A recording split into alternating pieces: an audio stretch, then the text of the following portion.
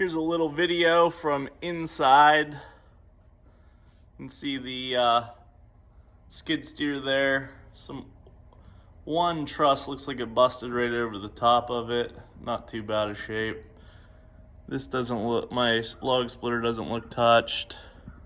Dump trailer looks in pretty good shape. I can't tell about right up front. There might be a little damage on this, but other than that.